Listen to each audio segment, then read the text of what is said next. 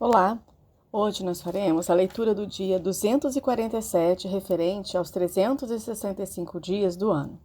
Vamos começar por Eclesiastes, capítulo 7, 8, 9, depois 2 Coríntios, capítulo 7, versículos do 8 ao 16, Salmos 48, de 1 a 14 e Provérbios 22, 17 a 19.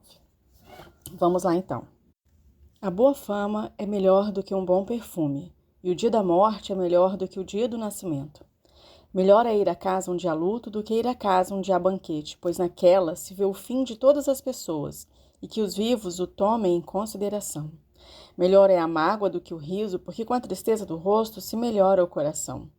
O coração dos sábios está na casa do luto, mas o dos insensatos na casa da alegria. Melhor é ouvir a repreensão do sábio do que ouvir a canção dos tolos. Pois como o crepitar dos espinhos debaixo de uma panela, assim é a risada dos tolos. Também isso é vaidade. Certamente a opressão faz do sábio um tolo, e o suborno corrompe o coração. Melhor é o fim das coisas do que o seu princípio, a paciência é melhor do que a arrogância. Não se apresse em ficar irado, porque a ira se abriga no íntimo dos tolos. Nunca pergunte por que os dias passados foram melhores do que agora, pois não é sábio fazer essa pergunta. Boa é a sabedoria havendo herança, ela é proveitosa para os que veem o sol. A sabedoria protege do mesmo modo que o dinheiro, mas a vantagem da sabedoria é que ela dá vida a quem a possui. Observe as obras de Deus, pois quem poderá endireitar o que ele fez torto? No dia da prosperidade, seja feliz. Mas no dia da adversidade, considere que Deus fez tanto este como aquele, para que o ser humano não descubra nada do que há de vir depois dele. Tudo isso vi nos dias da minha vaidade. Há justos que perecem na sua justiça e há ímpios que prolongam seus dias na sua maldade. Não seja demasiadamente justo nem exageradamente sábio, porque você destruiria a si mesmo. Não seja demasiadamente perverso, nem seja tolo, porque você morreria antes da sua hora. Bom é que você retenha isso e também não abra mão daquilo, pois quem teme a Deus sai ileso de tudo isso. A sabedoria fortalece o sábio mais do que 10 poderosos que se encontram numa cidade. Não há nenhum justo sobre a terra que faça o bem e que não peque. Não dê atenção a todas as palavras que se dizem para que você não venha a ouvir o seu servo amaldiçoando você.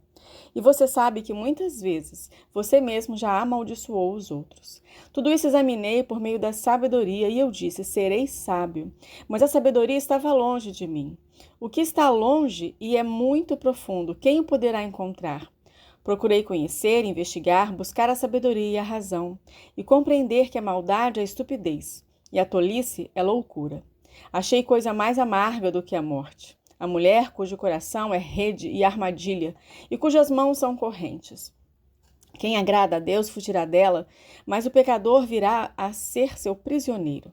Eis o que descobri, diz o pregador, conferindo uma coisa com outra. O que descobri é tão somente isso, que Deus fez o ser humano reto, mas ele se meteu em muitos problemas. Capítulo 8. Quem é como sábio? E quem sabe a interpretação das coisas? A sabedoria faz reluzir o rosto de uma pessoa e muda a dureza do seu semblante. Eu digo a você, observe o mandamento do rei, e isso por causa do juramento que você fez diante de Deus. Não tenha pressa em sair da presença dele, nem insista em fazer o que é mal, porque ele faz o que bem entende. Porque a palavra do rei tem autoridade suprema. Quem pode lhe perguntar o que você está fazendo? Quem guarda o mandamento não experimenta nenhum mal. E o coração do sábio conhece o tempo e o modo certo de agir. Porque há um tempo e um modo para todo propósito. Porque é grande o mal que pesa sobre o ser humano. Ninguém sabe o que vai acontecer. Pois quem poderá lhe dizer o que vai acontecer? Não há ninguém que tenha domínio sobre o espírito para o reter, nem tampouco quem tenha poder sobre o dia da morte. Não há como escapar desse combate e a maldade não poderá livrar os que a praticam.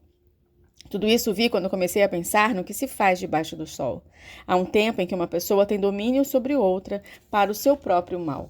Assim também vi os ímpios serem sepultados com honra, ao passo que os que frequentavam um lugar santo foram esquecidos na cidade onde fizeram o bem. Também isso é vaidade.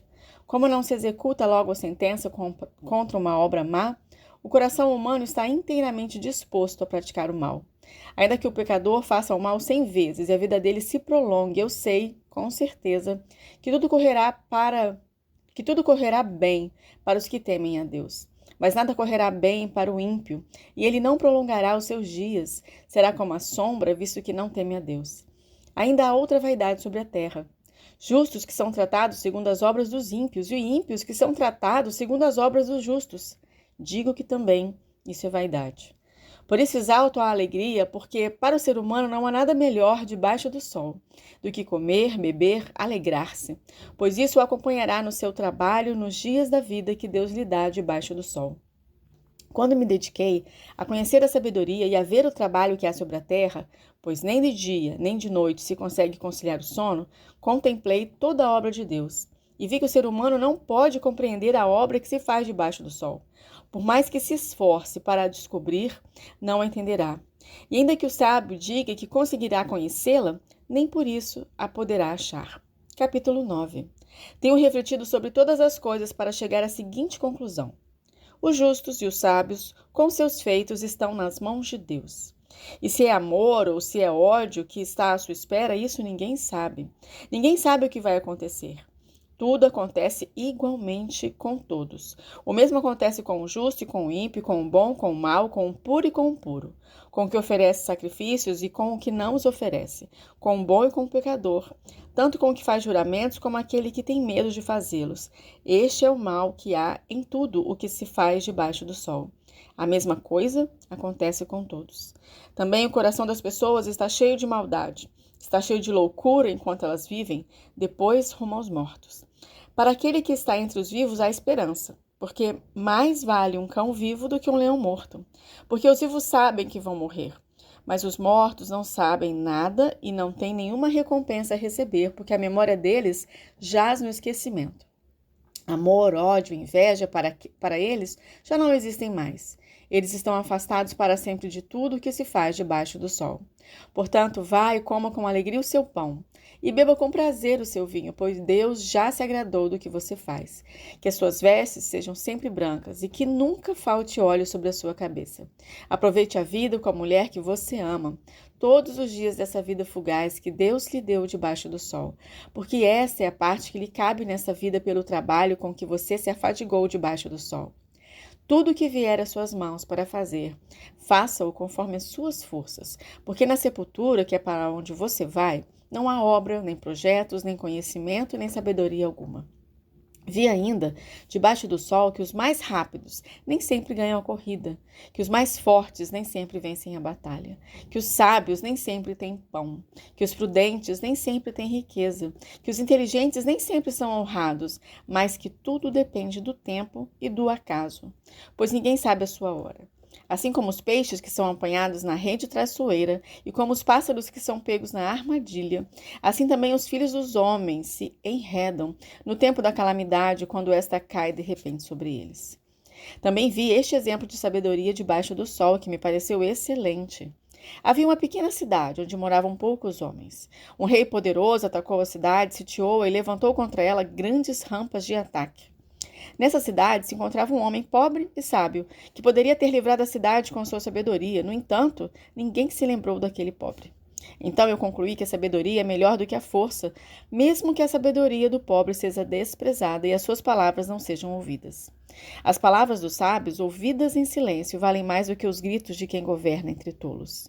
Melhor é a sabedoria do que as armas de guerra, mas um só pecador destrói muitas coisas boas. 2 Coríntios, capítulo 7, a partir do versículo 8. Porque mesmo que eu tenha entristecido vocês com a minha carta, não me arrependo. Embora já tenha me arrependido, pois vi que aquela carta os deixou tristes, ainda que por breve tempo. Mas agora me alegro, não porque vocês ficaram tristes, mas porque essa tristeza os levou ao arrependimento. Pois vocês foram entristecidos segundo Deus para que, de nossa parte, não sofressem nenhum dano. Porque a tristeza, segundo Deus, produz arrependimento para a salvação, que a ninguém traz pesar, mas a tristeza do mundo produz morte. Vejam quanto cuidado produziu em vocês o fato de serem entristecidos segundo Deus. Que defesa, que indignação, que temor, que saudade, que zelo, que desejo de punir o culpado. Em tudo vocês se mostram inocentes nesse assunto. Portanto, embora eu tenha escrito aquela carta, não foi por causa daquele que fez o mal, nem por causa daquele que sofreu a afronta, mas para que fosse manifesto entre vocês diante de Deus o cuidado que vocês têm por nós. Foi por isso que nos sentimos consolados. E acima dessa consolação, muito mais nos alegramos pelo contentamento de Tito, porque todos vocês trouxeram refrigério ao espírito dele. Porque se falei a ele com certo orgulho a respeito de vocês, não fiquei envergonhado. Pelo contrário, como tudo que falamos a vocês era verdade, também os elogios que na presença de Tito fizemos a respeito de vocês se mostraram verdadeiros. E o grande afeto que ele tem por vocês aumenta cada vez mais quando ele se lembra da obediência de todos vocês e de como receberam com temor e tremor. Alegro-me porque, em tudo, posso confiar em vocês. Salmos 48. Grande é o Senhor e muito digno de ser louvado. Na cidade do nosso Deus, seu santo monte. Alto e belo, alegria de toda a terra. É o monte Sião para os lados do norte, a cidade do grande rei. Nos palácios dela, Deus se fez conhecer como um alto refúgio. Por isso, eis que os reis se uniram e juntos a atacaram.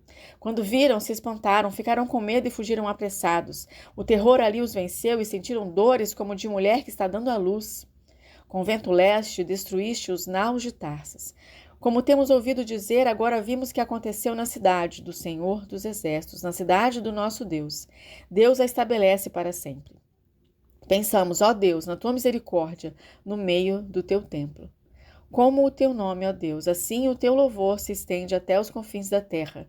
A tua mão direita está cheia de justiça. Alegre-se o monte Sião, exultem as filhas de Judá, por causa dos teus juízos. Andem em volta de Sião, rodeiem-na toda, contem as suas torres, notem bem as suas muralhas. Observem os seus palácios, para que possam contar às gerações vindouras que este é Deus, o nosso Deus, para todo sempre. Ele será o nosso guia até a morte. Provérbios capítulo 22, versículos 17 a 19. Preste atenção e ouça as palavras dos sábios, aplique o coração aos meus ensinamentos. Porque será agradável se você os guardar em seu coração, e se tiver todos eles presentes nos seus lábios. Quero que a sua confiança esteja no Senhor, por isso hoje dou esta instrução a você mesmo.